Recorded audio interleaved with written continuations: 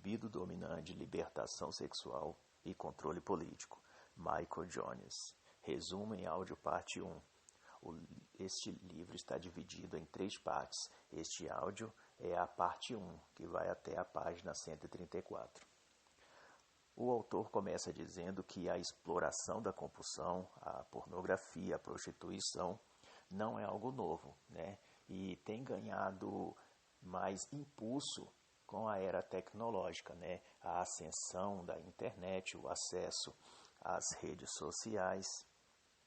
E o que começou, né? O que antes era visto como servidão do homem ao pecado, ou seja, a fraqueza do ser humano diante dos seus próprios desejos e compulsões, isso foi sendo associado a um tipo de controle financeiro e controle político, né?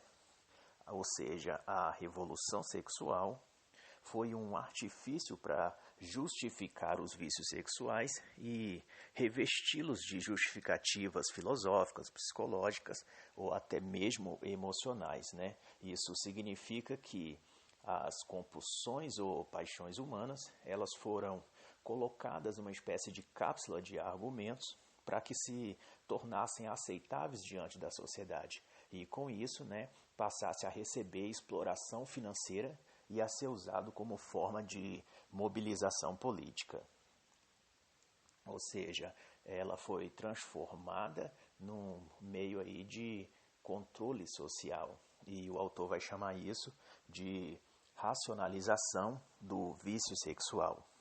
E vai explicar, então, como isso acontece na sociedade, dizendo que a libertação sexual ela leva a sociedade ao caos. E o caos vai gerar aí a necessidade de um controle social pelos órgãos de poder, né, presentes na sociedade naquele momento, seja o poder político, seja o social ou até mesmo religioso.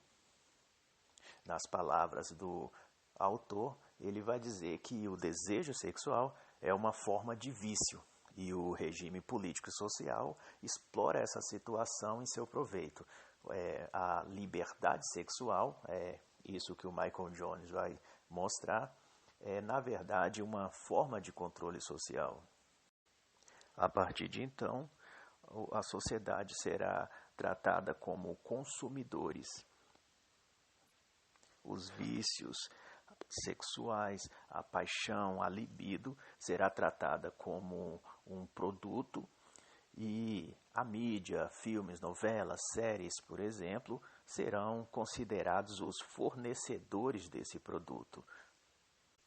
E como acontece em toda transação comercial, aqueles que controlam o fornecimento de um determinado produto acaba também tendo o poder de controlar aqueles que consumem esse produto, né? Ou seja, quanto mais as pessoas iam se tornando ou vão se tornando prisioneiras dos seus vícios, dos seus estímulos, aqueles que têm o poder de fornecer esses estímulos, no exemplo aqui seriam os filmes, novelas ou a mídia de forma geral, eles acabam tendo também o poder de controlar esses consumidores, ou seja, em última análise, de controlar as pessoas. E Michael Jones vai dizer então que aqueles que sucumbem às suas paixões desordenadas, né, eles recebem da própria mídia racionalizações, ou seja, justificativas mentais e psicológicas, né?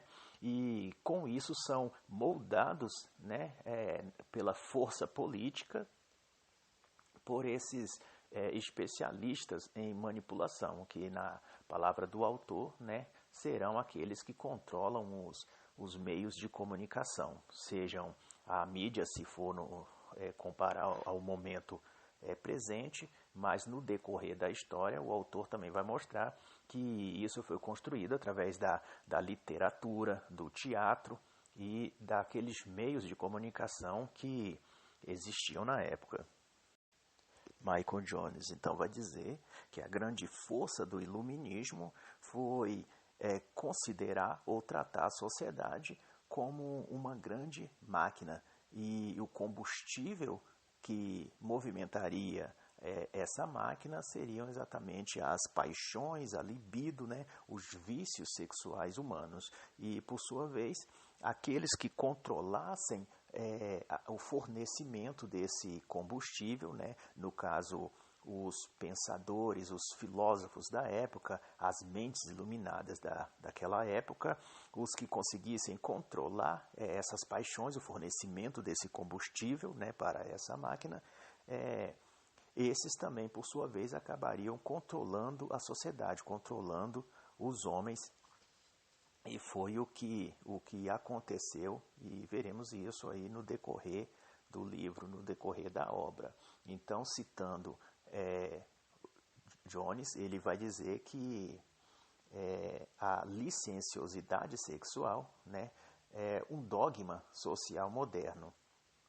É a busca da liberdade, ou seja, a libertação sexual, né, ela é dita, é apresentada como a busca da própria liberdade, né, e que por isso a libertação sexual se auto-justifica por isso, por ser uma busca pela própria liberdade do ser humano. Com isso, se cria a estratégia de inundar aí os países ou certas regiões com pornografia, né? Porque isso significa tornar as pessoas viciadas, da mesma forma que acontece aí ao tráfico de drogas, né? Tornar as pessoas viciadas numa determinada substância para que elas sejam dependentes e manipuladas por quem vai ter aí o poder ou capacidade de fornecer aquela mercadoria. Então, nas páginas aí, até a página 14, aliás, o Jones vai tratar sobre as consequências, né, e os fundamentos do iluminismo dentro dessa visão dos vícios sexuais, da libertação, a busca e pela libertação sexual, né? E o autor vai mostrar que o iluminismo ele é quem melhor propagou esse germe da revolução sexual em todo o Ocidente. Ele então vai citar no decorrer dessas páginas nomes como Eduard Bernays, que era sobrinho de Freud e considerado o pai do marketing moderno. Ele vai mostrar a contribuição nesse aspecto de John Henry, né, que foi o autor de uma obra chamada Êxtase Selvagem, que contribuiu dentro disso que o Jones está falando, da propagação do vício sexual e da visão da liberalidade sexual como a busca da própria liberdade, né?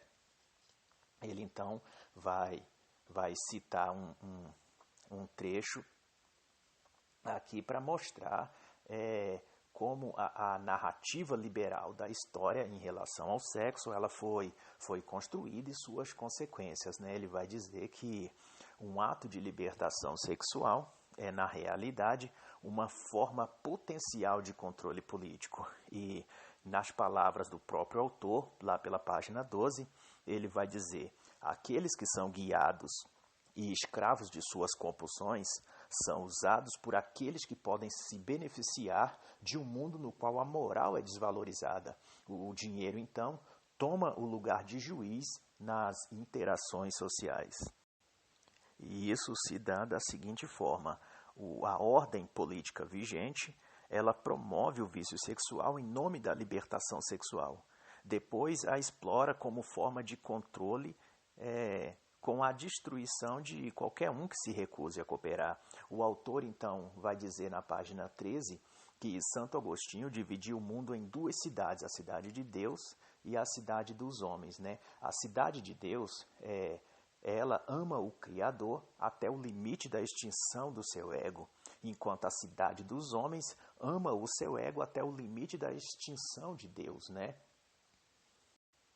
Ou seja, a cidade dos homens ela é desejosa de dominar o mundo, né? Mas, ao mesmo tempo, é levada por esse desejo de dominar o mundo, ela é conduzida, é seduzida por sua própria paixão, ela é dominada por sua própria paixão, né? E essa dicotomia das duas cidades ela vai se resumir na seguinte frase: uma rebaixa o ego por causa do seu amor a Deus, mas a outra, que é a cidade dos homens, ela rebaixa a Deus por amor ao seu próprio ego. O que o autor quer mostrar com isso é que na raiz dessa busca por libertação sexual está a vontade de agradar o seu próprio ego, ou seja, seus instintos e seus desejos egoístas. E isso vai estar aí diretamente aí contra Deus e contra qualquer valor ou princípio aí de autodomínio ou de preservação, digamos assim, dos sentimentos e valores aí que outrora eram vigentes aí na sociedade. A partir daí, então, começa o capítulo 1, que é a primeira parte do livro, que vai mais ou menos até a página 134. E o autor vai contar um pouco de uma história que se passa em Ingolstadt, em 1776, que era uma cidade alemã na região da Baviera.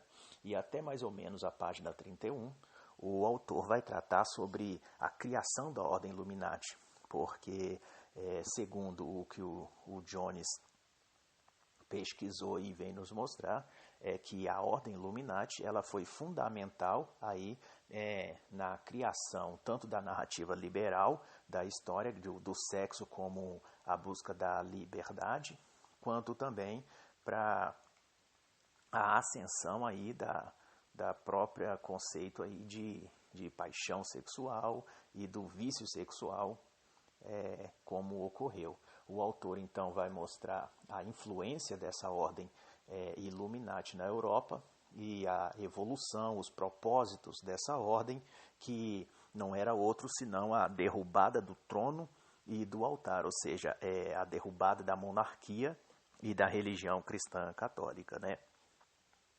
E, segundo o autor, essa derrocada teve início a partir da supressão da ordem jesuíta, né?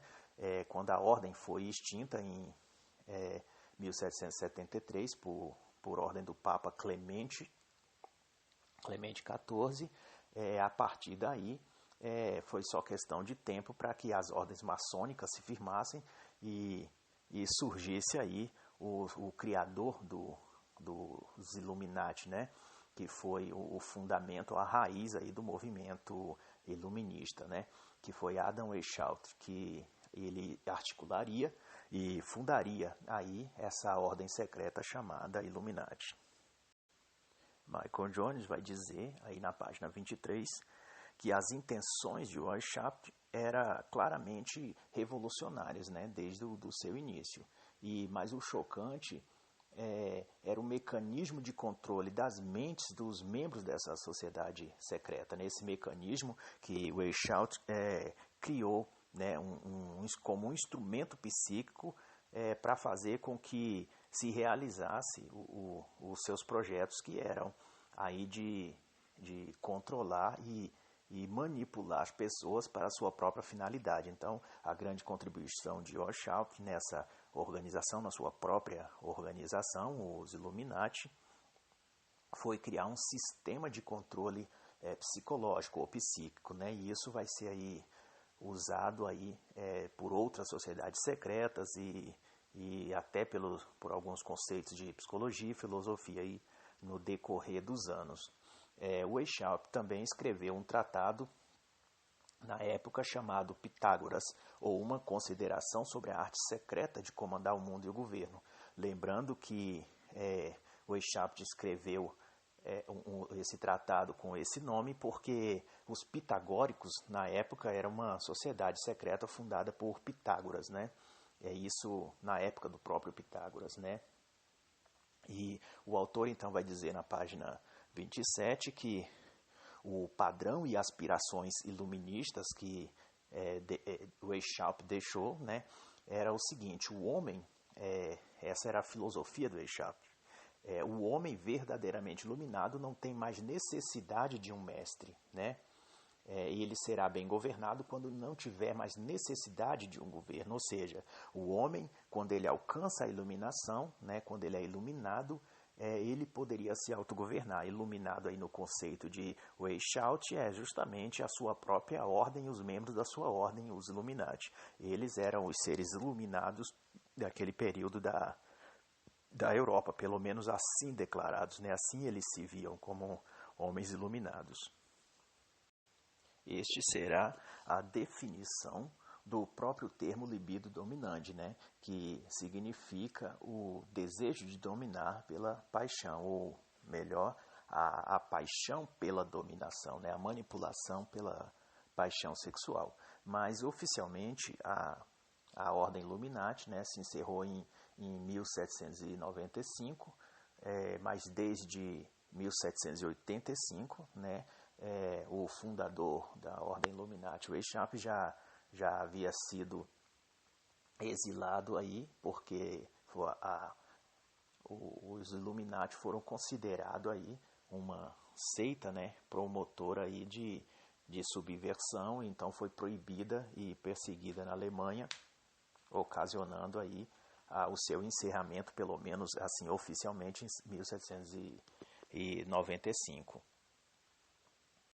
Esse meio, né, de subversão, ela possui uma trajetória, um passo a passo que o autor vai nos mostrar na página 34, que a trajetória do vício sexual, nessa trajetória, nesse trilho, as paixões começam com uma paixão simples, né, e ela acaba dando lugar a uma paixão mais complexa, que por sua vez vai dar lugar a paixões criminosas, que vai gerar ao seu fim uma paixão assassina, no momento que começa a surgir aí os crimes de ordem sexual, porque a natureza humana, uma vez que ela é libertada, né, ela se torna uma natureza violenta, uma natureza animalesca que tende aí ao seu pior e não ao seu melhor.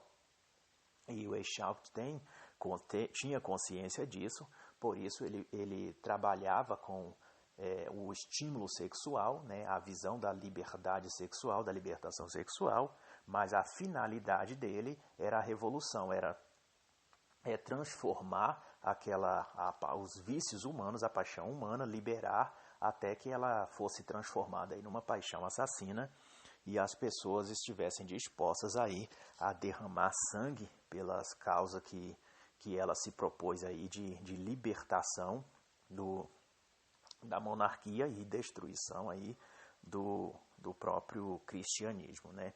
E segundo o autor Jones, na página 35, ele vai diferenciar, né, vai nos fazer entender a diferença que há entre revolução sexual e vício sexual, que embora um seja derivado do outro e eles estejam associados, ou seja, façam parte da mesma família aí, ele vai dizer que revolução sexual é a mobilização política do vício sexual, né?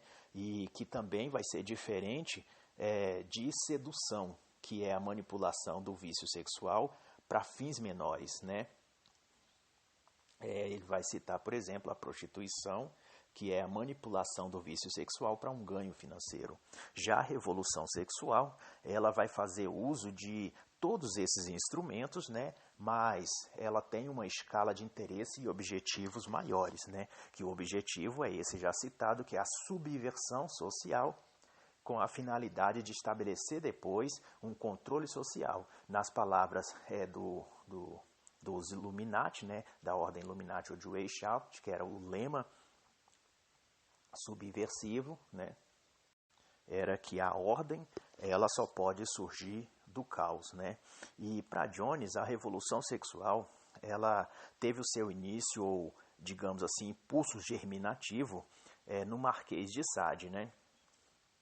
Nos escritos de Marquês de Sade, que eram sexualmente perversivos, né? E continham, aliás, todos os ingredientes revolucionários para a derrubada aí da sociedade daquela época, né? Ou seja, os escritos de Sade, eles geravam um sentimento de libertação, né? Tinha um teor de instabilidade política, de libertinagem sexual e um forte conteúdo psicológico. Então, nós podemos ver isso na página 36, mas Começa então o capítulo 2, né?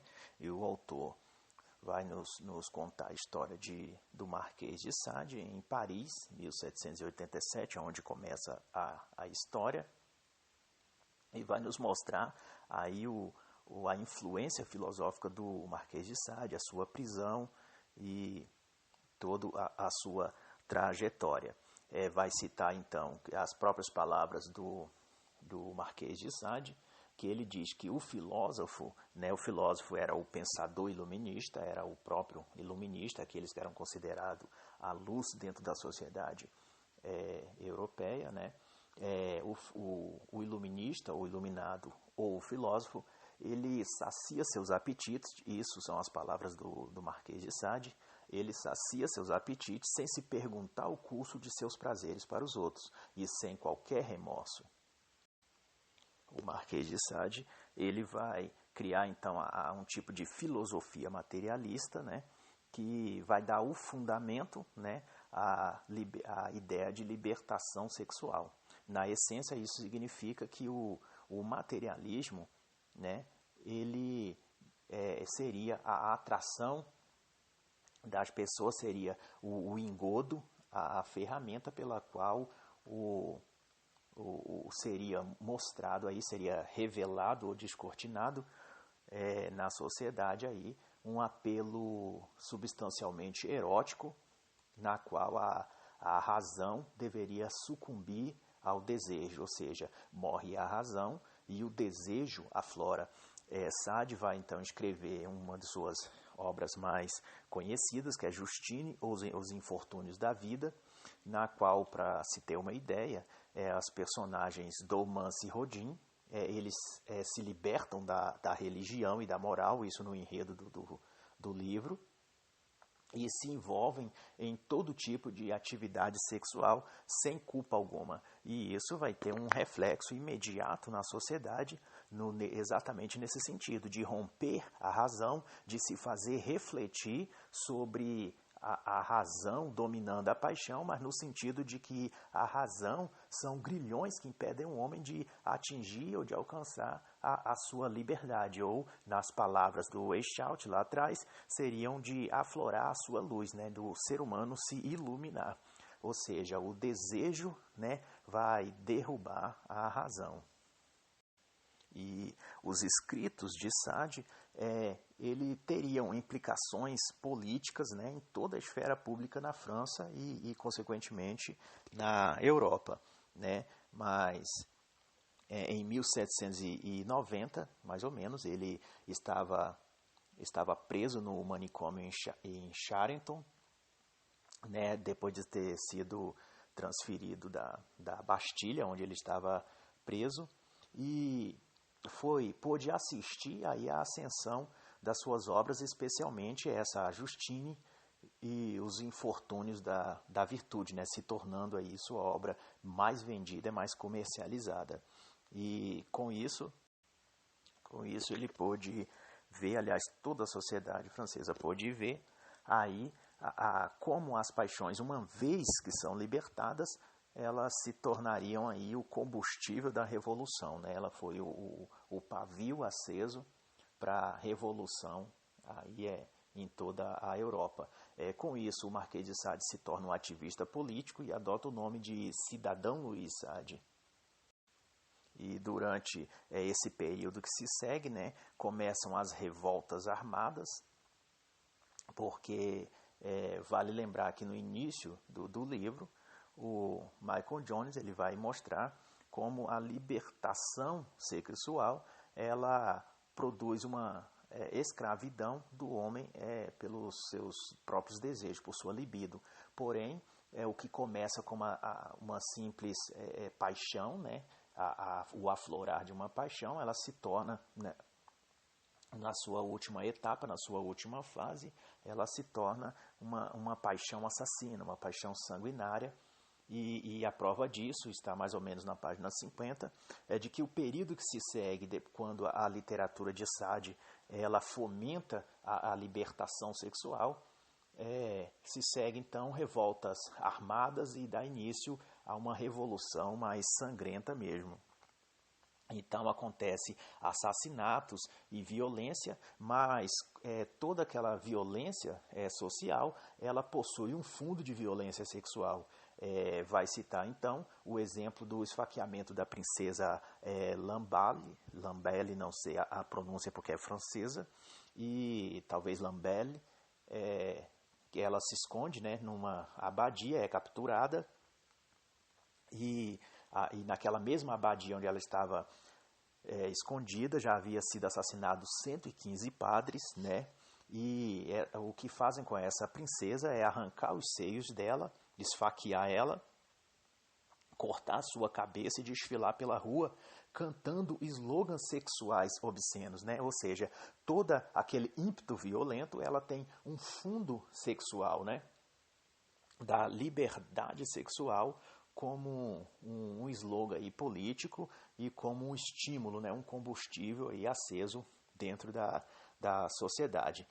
Isso, na visão do Michael Jones, vai indicar que os escritos de Sade, né, ele influenciava as massas nesse sentido. E à medida que essas obras elas tramitavam cada vez mais no cenário público, mais ainda a sociedade se tornava sádica, né? Sádica sexualmente e destrutiva também. E por isso, o nome de Sade sempre foi, ao longo da história, associado ao sadismo, né? A questão, a pessoa sádica, cruel, com conotações sexuais, né? Com isso, tem início o capítulo 3, lá pela página 51, né? Onde o autor vai contar a história que se passa em Londres em 1790 e começa contando aí sobre o reverendo Richard Price em 1789 e seu sermão no templo presbiteriano, né? E que no sermão de Richard Price ele exaltava os feitos da Revolução, né? Glorificava os feitos da Revolução como que se a Revolução estivesse produzindo ou fosse capaz de produzir aí grandes homens, grandes pensadores e esse tipo de coisa. E o Richard Price é citado aqui porque ele vai influenciar outros dois personagens, um positivo e um negativo, digamos assim, e por isso ele é citado aqui. O personagem que surge dentro dessa história aí do sermão do Richard Price é Edmund Burke. Ele escreve um livro que eu recomendo muito, né, que é Reflexões sobre a Revolução na França, que veio a se tornar esse livro, esta obra e as próprias reflexões de Edmund Burke, o fundador do pensamento político conservador até os nossos dias, né? E esse livro de Edmund Burke foi a resposta ao sermão de Richard Price, na qual ele leu a transcrição um tempo depois e escreveu essa resposta que se tornou esse grande livro. Mas outra personagem também influenciado por Richard Price, né, num ponto de vista negativo, foi um outro pastor, né, chamado William Goldwyn. Ele assistiu pessoalmente o discurso do reverendo Price e se sentiu impactado por ele, né? E dentro desse período ele acabou recebendo, Goldwyn acabou recebendo de presente de outro reverendo, né, o Joseph Falcott, um livro chamado O Sistema da Natureza, escrito pelo Barão de Holbach. E esse Holbach, ele foi o mesmo que já tinha influenciado com seus escritos e com sua filosofia o Weishaupt, que foi o fundador dos Illuminati. Então você consegue ver uma linha, uma trajetória no decorrer da história, onde coincidências simétricas elas acontecem, contribuindo aí para que esse pensamento da libertação sexual e da revolução, ele passasse aí de momento a momento da história, de pessoa a pessoa, sempre com o mesmo fundamento aí da libertação sexual associado à liberdade do ser humano como um todo, né? Esse Joe Holbach, ele foi um Illuminati e foi um dos pilares ideológicos do iluminismo e da Revolução Francesa, né?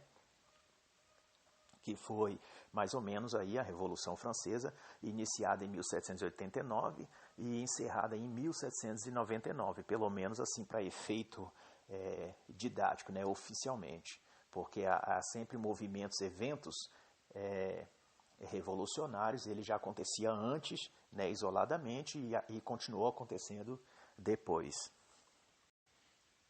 Sobre Holbach e a influência que ele teve na França, na Alemanha e em grande parte da Europa, eu recomendo uma excelente obra que vai tratar sobre esse assunto, que é a Conjuração Anticristã, do Monsenhor Henri de Lassos, exclusivamente, especificamente, aliás, o tomo 1, né, que ele vai citar ali as reuniões que eram feitas na residência de Holbach, o que se tratava, todos os fundamentos da filosofia iluminista, que ela nasceram ali, e os personagens que participou dessa reunião, que participava dessas reuniões, né, que se alimentavam desse conteúdo aí iluminista, e que se tornaram esses participantes ali, amigos de Holbach, que acabou se tornando aí os grandes personas aí de toda a Europa aí, séculos aí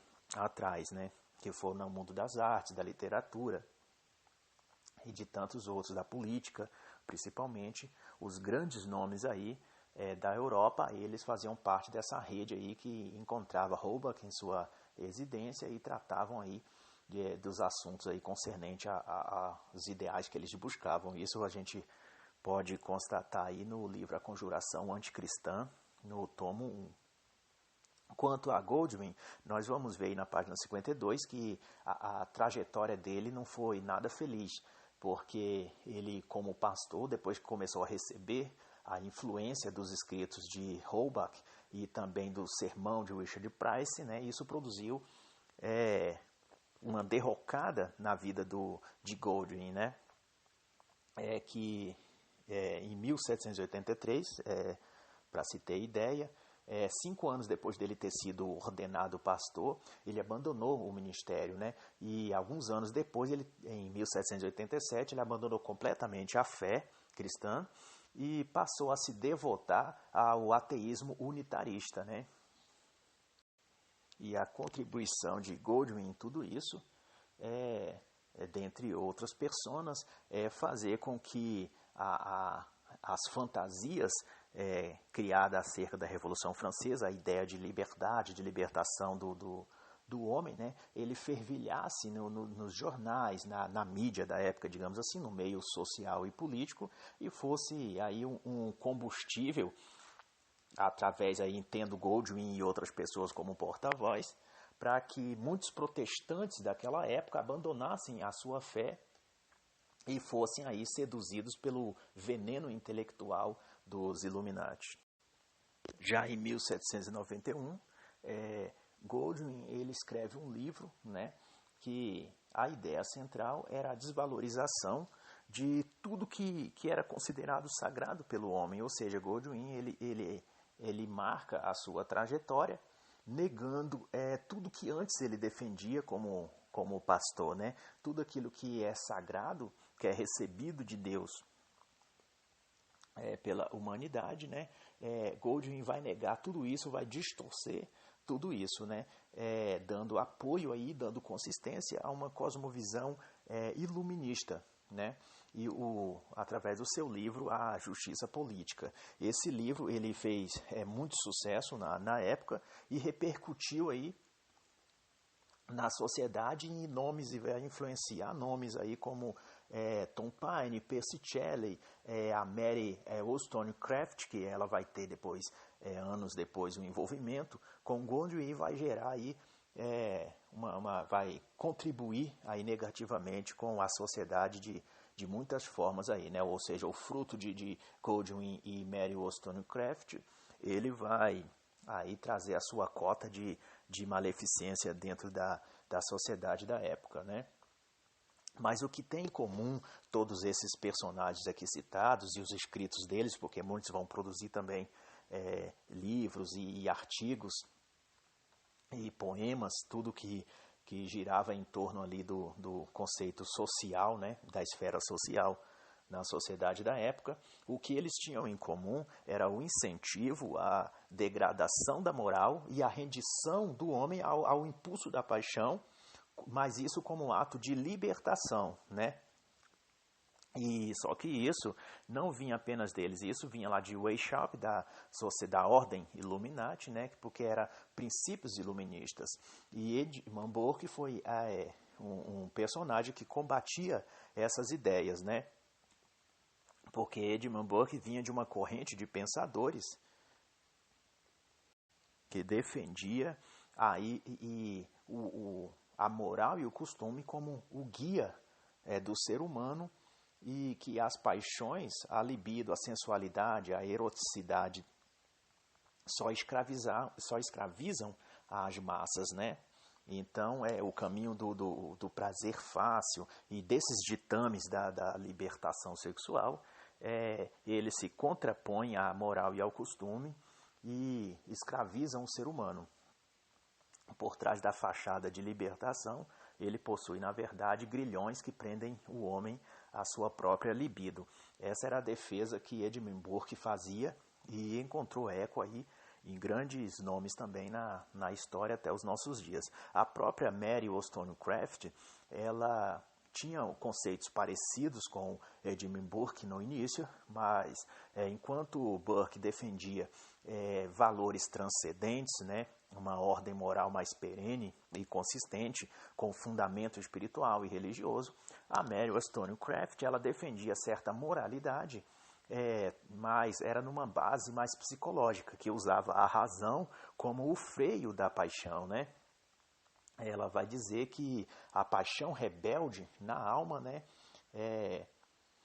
ela pode ser dominada pelo esforço da vontade e da razão, ou seja, enquanto Burke vai dizer que o centro da força humana, né, no sentido de controlar suas paixões, suas compulsões, ela está, em última análise, em Deus, né, nos fundamentos da fé, a Mary Wollstonecraft vai dizer a mesma coisa, mas fundamentando esse controle da paixão na própria razão e capacidade humana, né?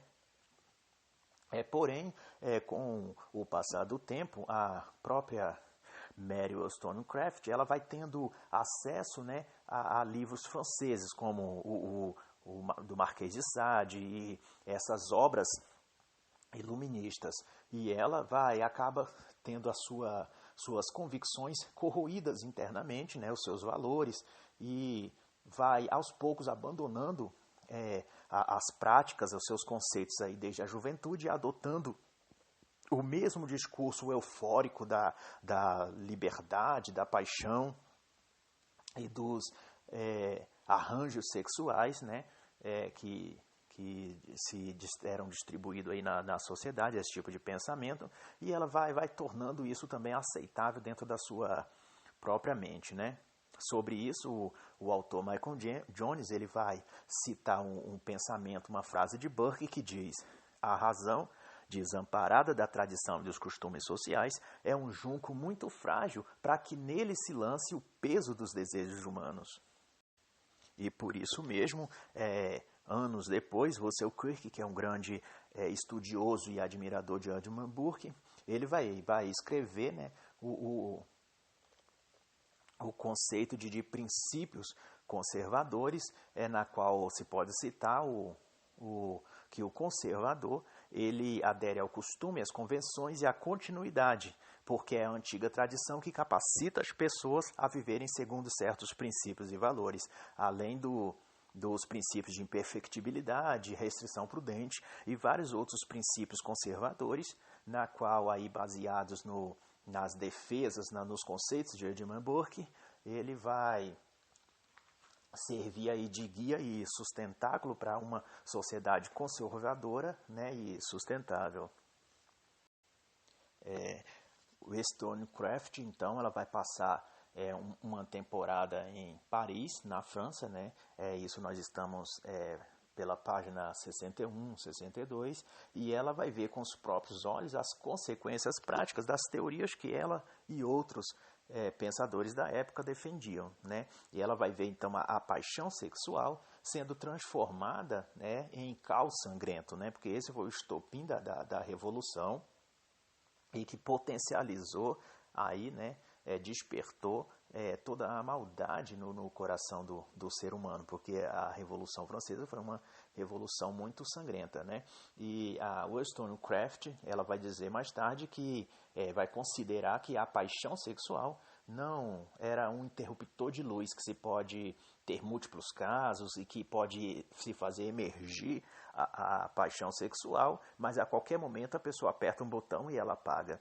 Ela pôde, então, comprovar, né, em sua experiência vivendo ali na França durante a Revolução Francesa, de que, na realidade, na prática, a paixão sexual ela tem um peso, né, muito grande sobre o próprio ser humano e sobre uma consequência, um reflexo ruim na sociedade.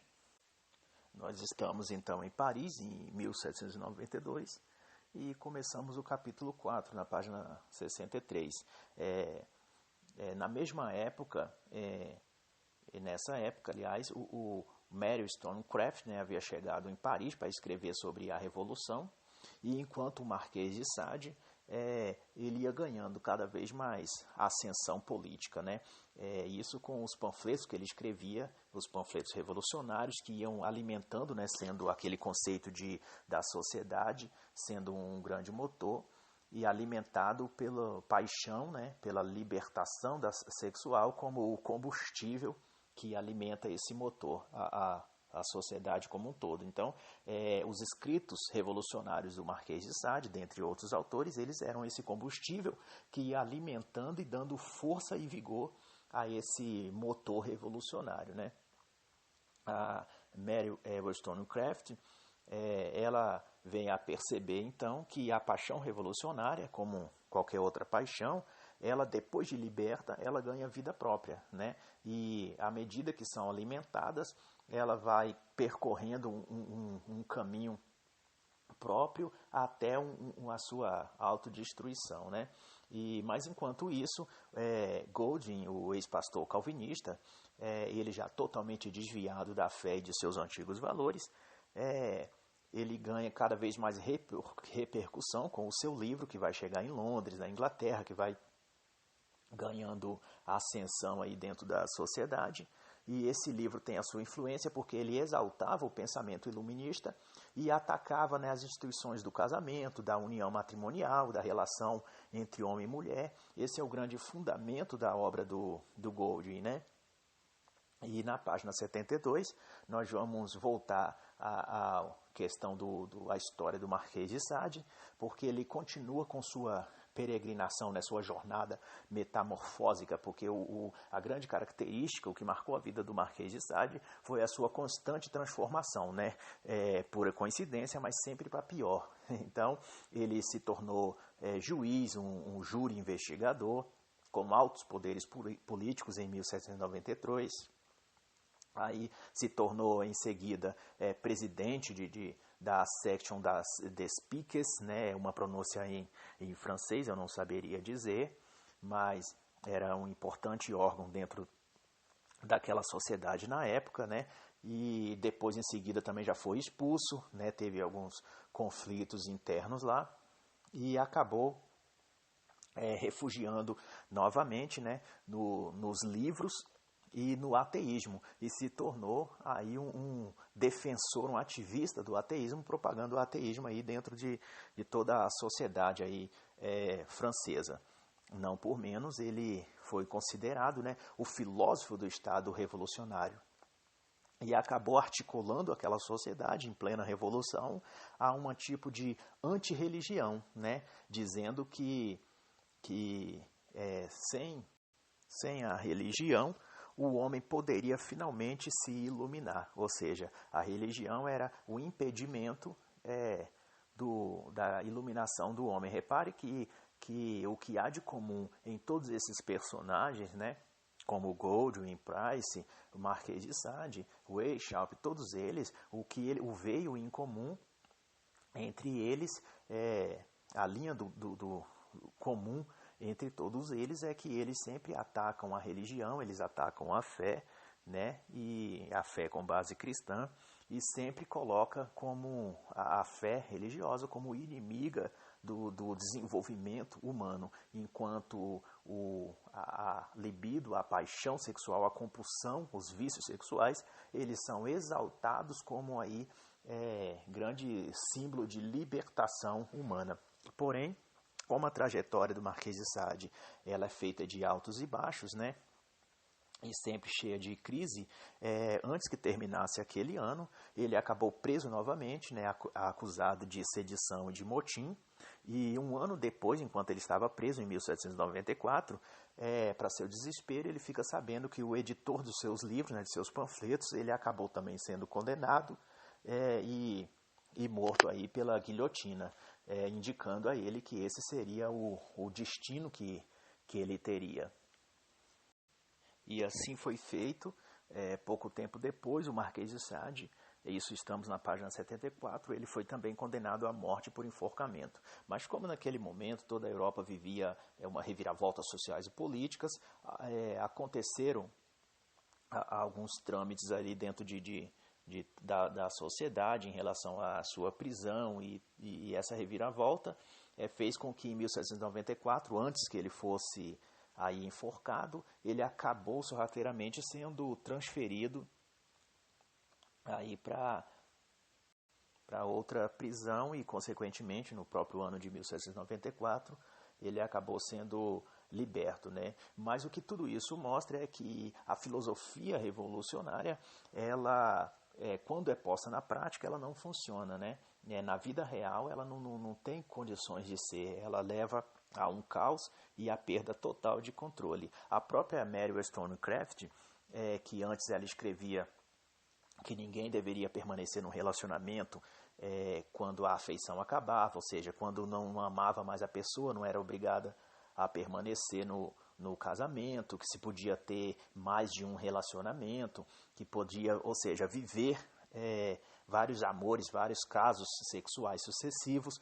Essa era a defesa da Mary Wollstonecraft um período da sua vida, né?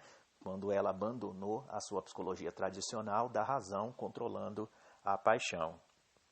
Mas, porém, isso se voltou contra ela porque ela acabou se envolvendo com um revolucionário também, chamado Henley, e acabou engravidando dele, mas provando em seguida do seu próprio veneno, porque o Henley acabou abandonando ela assim que ela engravidou e ela teve a filha sozinha em período de inverno na França, né, em Paris, passando todos as agruras aí de uma vida solitária, sozinha, com filho, sem trabalho e à beira do desespero, né? Ou seja, a sua filosofia de libertação sexual se voltou contra ela, porque o Henley colocou na prática aquilo que a própria Mary Wollstonecraft defendia, né? E ela então vai dizer, numa carta a Henley, como prova disso, se sua sensibilidade chegar a despertar um dia, a Mary Wollstonecraft diz, o remorso encontrará um caminho para o seu coração em meio ao prazer sexual e aos negócios. Você voltará a mim, que sou vítima do seu abandono. Ou seja, se antes ela defendia a liberdade sexual, né, de se ter inúmeros parceiros conforme o seu prazer, a sua vontade, e não ter compromisso com ninguém, agora ela clama em carta pelo compromisso de Henley, que estava vivendo aí a sua libertação sexual, né? Como Burke sempre previu que a luxúria obscurece a mente e torna suas vítimas cegas para a vida real.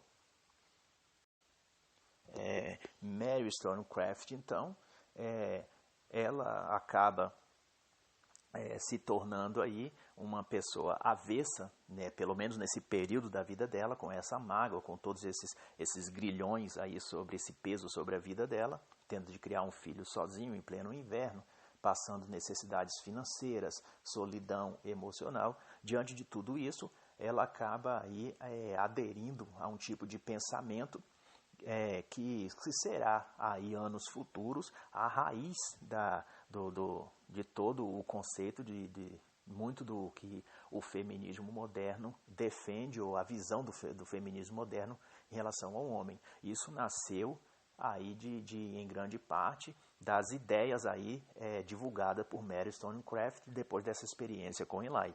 Ela vai dizer então numa das cartas que ela escreve à sua irmã e ao próprio Henley: você conhece minha opinião dos homens em geral, sabe que os vejo como tiranos sistemáticos e que é a coisa mais rara do mundo encontrar um com a delicadeza de sentimentos para controlar o desejo. Essa vai ser a opinião dela, e a partir disso, estamos na página 78, vai surgir um tipo de psicologia dentro da sociedade, ou uma psicologia informal, digamos assim, que foi chamada depois de psicologia progressista, né? Cuja base consistia na ideia de que toda repressão ao impulso dos desejos é por si mesmo má. Ou seja, apesar da experiência negativa de Mary Wollstonecraft, né, o que vai ter mais força na sociedade são aqueles escritos que retransmitiam, né, reconfiguravam a ideia da libertação sexual como o grande libertador aí do ser humano para uma mente iluminada, né? E como fruto de tudo isso, né, ou seja, fruto da aplicação prática dessas teorias, a Mary Wollstonecraft, desesperançada, rejeitada, cheia de problemas internos e externos, ela aí acaba tentando o suicídio em 1795. É como Santo Agostinho diz, um homem bom, mesmo que seja escravo, é livre, mas um homem mau, mesmo que seja livre, é um escravo, pois seus vícios são seus senhores. A grande síntese, então, de tudo isso, de toda essa decadência social, né, é que promover nas pessoas um instinto e fervor revolucionário. Para isso se tinha que estimular a imoralidade e a libido sexual, né, porque o estímulo disso criava o clima de inquietação necessário para que as pessoas se dispusessem a lutar, a matar e a destruir, né. O próprio Marquês de Sade, através de seus escritos, né, deixava isso claro, de que a inclinação natural e desordenada do homem para o prazer, ou seja, a imoralidade sexual, é um instrumento eficaz no jogo de manipulação, né? Uma vez que a libido, quando ela é sem freios, né, quando ela é irrefreada, ela leva inevitavelmente à anarquia, né? E os eventos na Revolução Francesa mostravam isso, né? Que a grande anarquia generalizada, violência e morte. O autor Jones, então, vai citar a página 81, que um Estado revolucionário deve fomentar a imoralidade entre seus cidadãos se deseja desenvolver a inquietação perpétua necessária para fomentar a revolução. Isso está na página 81 e mostra exatamente o que tinha acontecido, o que foi tentado na teoria, e a consequência na prática, e a Revolução na França mostra isso claramente. E a lógica aqui é muito clara, né? E o autor vai dizer que o curso de ação que tem como projeto a libertação do homem da lei moral, ela leva a um mundo no qual os homens são controlados pela administração engenhosa de suas paixões, né? E ele vai citar ainda, Michael Jones vai citar Aldous Huxley em Admirável Mundo Novo, né, que disse: à medida que as liberdades econômicas e políticas diminuem, a liberdade sexual tende a crescer como compensação, né? E o Jones ainda vai dizer, citando, aliás, o próprio Sade, né, o que o Marquês de Sade dizia, que a melhor forma de tornar os homens inconscientes da ausência de liberdade política é lhes permitir a indulgência das paixões, né? Ou seja, o comportamento moral e o comportamento imoral, né, possui suas consequências políticas, e essa é a prova de tudo isso.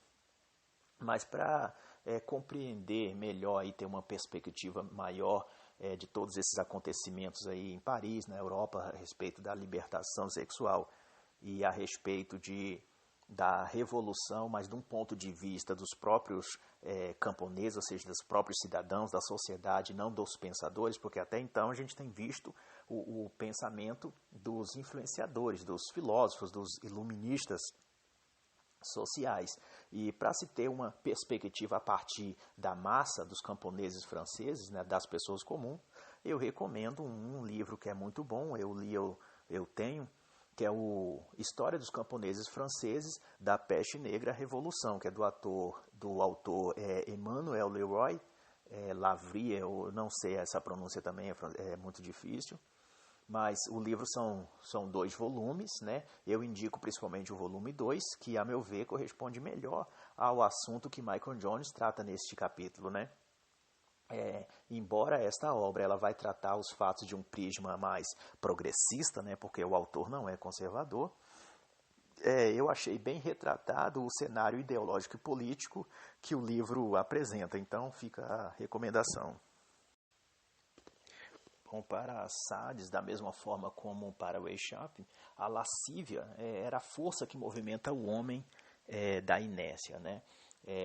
Ele vai dizer na página 83 que a moral leva à ordem, enquanto a paixão ou a libido leva à revolução, né? Isso explica a dedicação que é cada vez maior e obsessiva, né? Aquela obsessão que há nos meios midiáticos de se promover o sexo, né? O sexo está nos comerciais, nos filmes, nos livros de romance, nos seriados de TV, em tudo tem que ter uma conotação sexual, cena de nudez, apelo sexual, estímulo, né, sexual. Ou seja, a cultura do entretenimento hoje é pornográfica, né? Isso tem uma razão de ser, é porque uma sociedade deve ser mantida em constante clímax sexual, né? E, de acordo com essa linha de pensamento, a liberdade não é senão a habilidade de gratificar a paixão ilícita. Isso significa que no próprio ato de afirmação da liberdade do homem, este homem é aprisionado pela paixão. Logo, a liberdade se torna escravidão, né?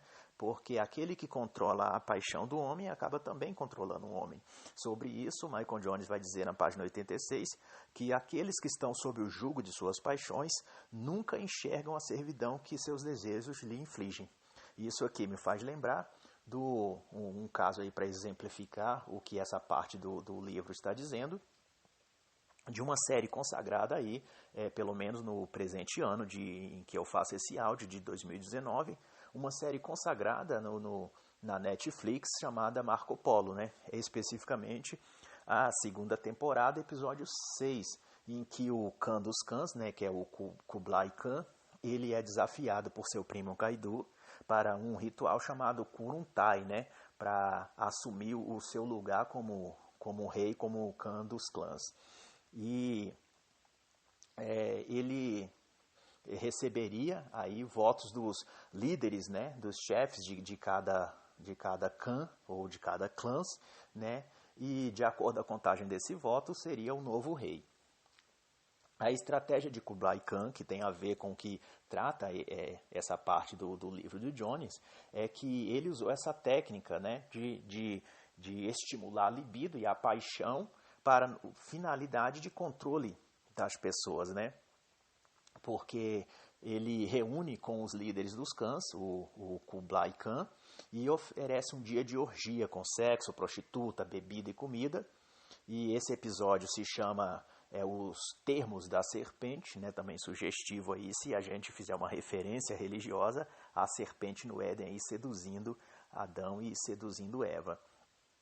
Então a quem quiser conferir, e isso é o que trata exatamente o Michael Jones neste capítulo e nessa parte da série.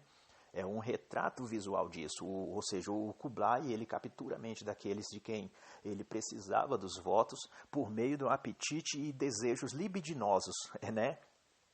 E uma vez que aqueles chefes dos clãs estivessem presos no vício sexual e libertino dos desejos, eles tenderiam a fazer as vontades de quem financiava as suas luxúrias, né? Ou seja, o Khan dos cãs, ele teria, a partir de então, o controle das vontades e opiniões daquelas pessoas, porque ele podia controlar a oferta de prazer para aquelas pessoas. Ele financiava a prostituição, ele financiava a luxúria na qual aqueles homens estavam sendo seduzidos e aprisionados, né?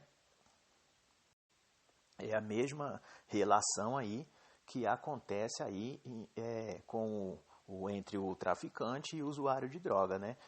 Um se torna escravo aí pela mercadoria que o outro pode fornecer, né? Ou seja, o viciado sucumbe a toda e qualquer vontade daquele que lhe fornece o objeto do seu vício, que é a droga. Da mesma forma, aquele que é levado ao vício da paixão sexual, da libidinagem, se torna escravo de sua própria luxúria. E aquele que controla o fornecimento desse prazer acaba também controlando e manipulando aquele que consome esse prazer.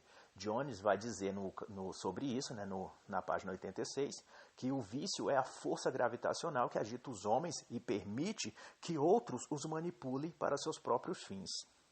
Ou seja, a partir daí o vício é usado como um veículo de subversão e de controle político nesse sentido, né, ou controle social.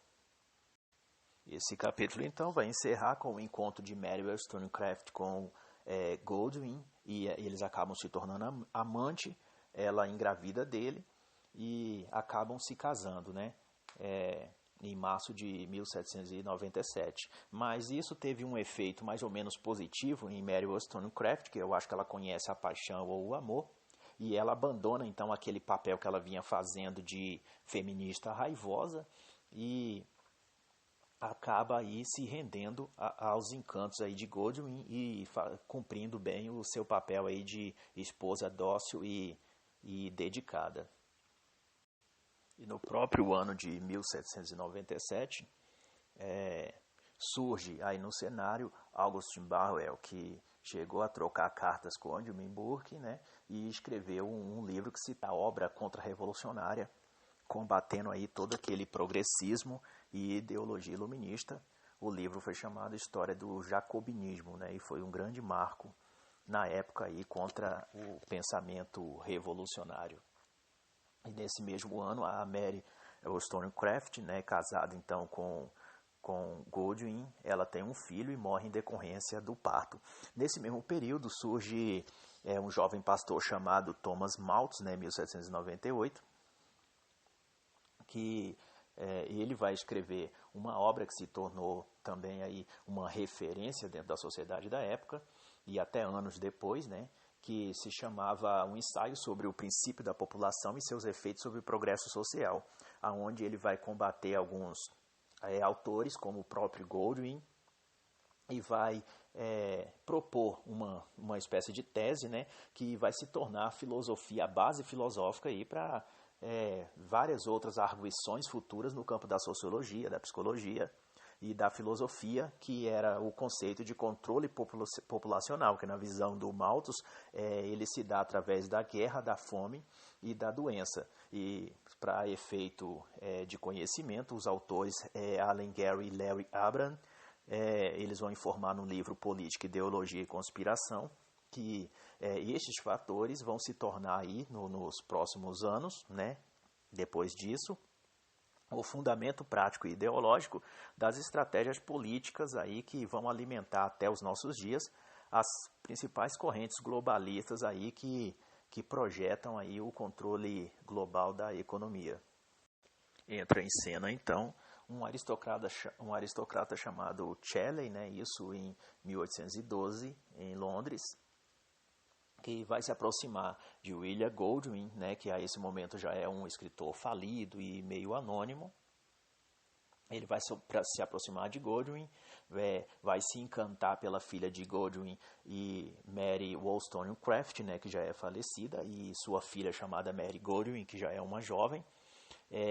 Shelley, apesar de ser casado, ele se enamora da filha de Goldwyn, e em certos acordos ali com o pai dela, acaba fugindo, né, para a Suíça e assumindo um relacionamento, o Shelley abandonando a sua esposa, mas a grande obra aí a grande ação do Shelley foi tentar reviver a antiga Ordem Illuminati. Ele vai recriar a Ordem Illuminati aí com o mesmo conceito aí de revolução e de libertinagem sexual, né?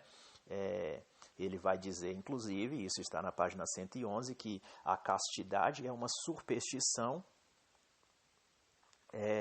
do modelo, uma superstição, né, acalentada ou produzida pela visão evangélica, e que seria difícil conceber um sistema mais hostil à felicidade humana do que o casamento. Ou seja, ele vai dar continuidade à mesma linha que vem aí atravessando a história de libertação sexual, de oposição ao conceito cristão de fé, de religiosidade, e a libertação aí da libido humana, né? Em 1822, Shelley acaba morrendo afogado. Nos anos seguintes, a sua esposa Mary Goldwyn acaba se tornando aí, prostituta e vivendo uma vida aí de liberdade sexual total. Mais tarde ela conhece Augusto Comte, né, isso por volta de 1820, 1821, 22, e se por coincidência, influência ou não, o Comte vai se tornar um antirrevolucionário e criar um sistema filosófico que ficou conhecido como o positivismo, né? Na filosofia positivista, ela vai se tornar um sistema de controle, né? E que também, por coincidência ou se por algo planejado, ele vai se tornar uma espécie de regime mundial dominante aí no final do século XX, né? O próprio Aldous Huxley, ele vai chamar o positivismo de Comte de catolicismo sem cristianismo, né?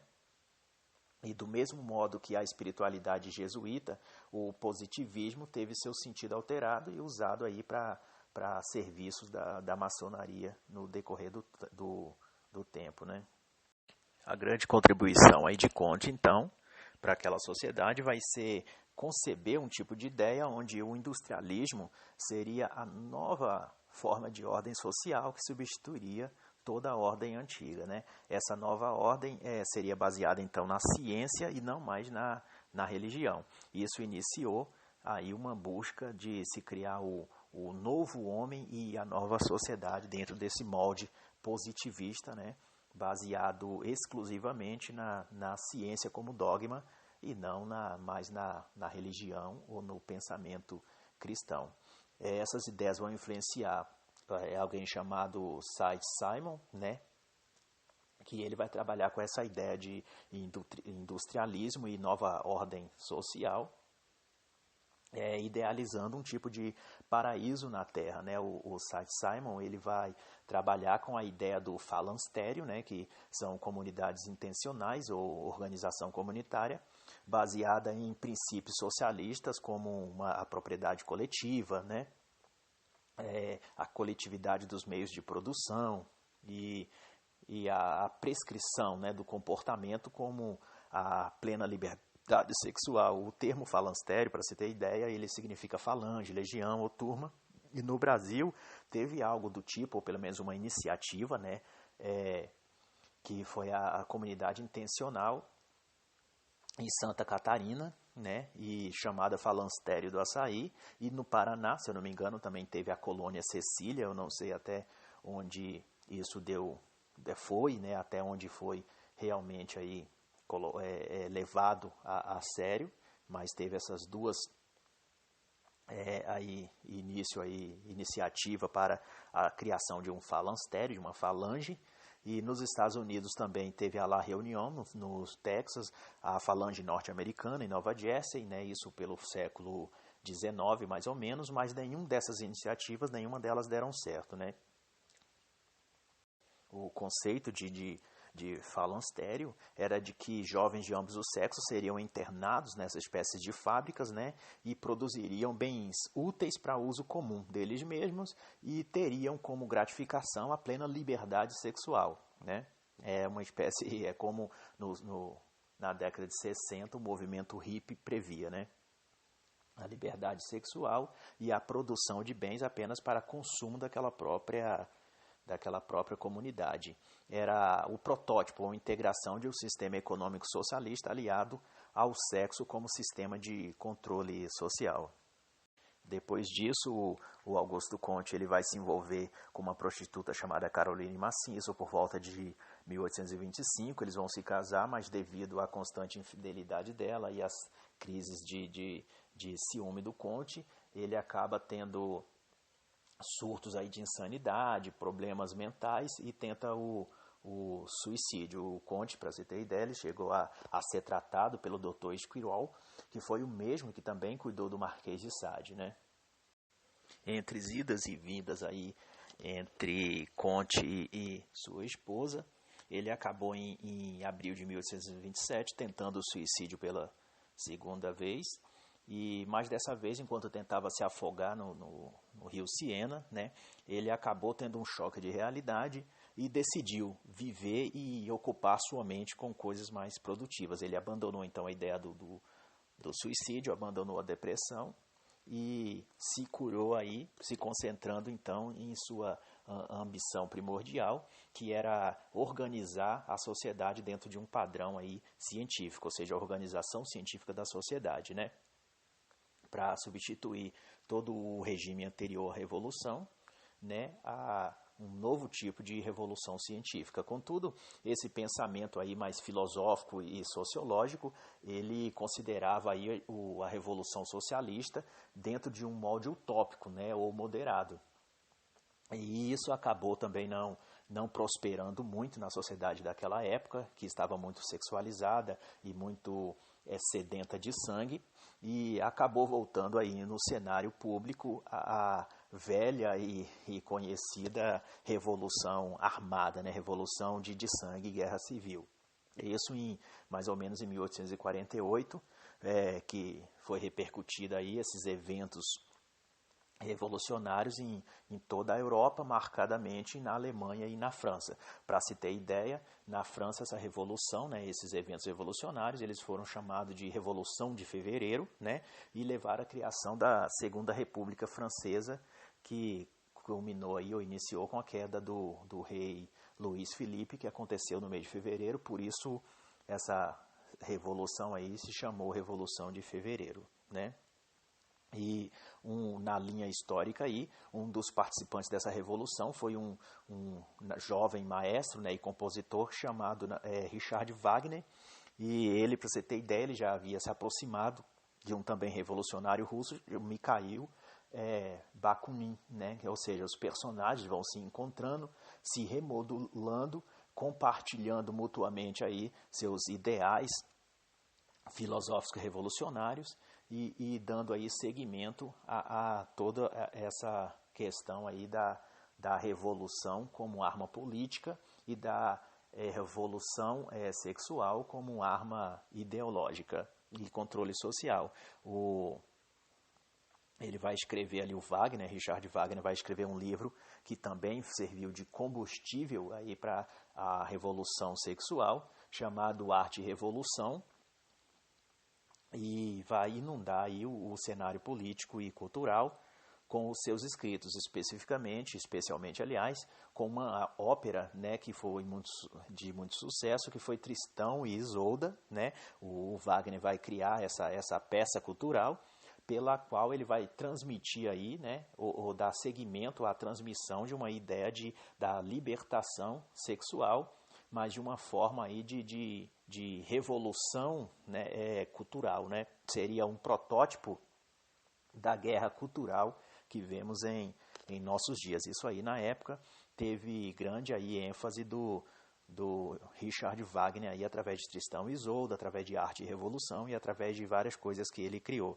Nessa mesma época surge Nietzsche em cena, né, vai se tornar amigo desse maestro Richard Wagner, e eles vão dar prosseguimento ao que o autor Jones vai chamar de terrorismo cultural, né? E Wagner e Nietzsche eles se tornam amigos, e já na virada do século XX, os escritos de Nietzsche, ele vai se tornar aí a filosofia, uma das filosofias mais tóxicas que a humanidade já viu, né? E assim encerra a parte 1, tem início a parte 2, e vai contar a história a partir de Paris, 1885, e vai ser tema aí para o próximo áudio.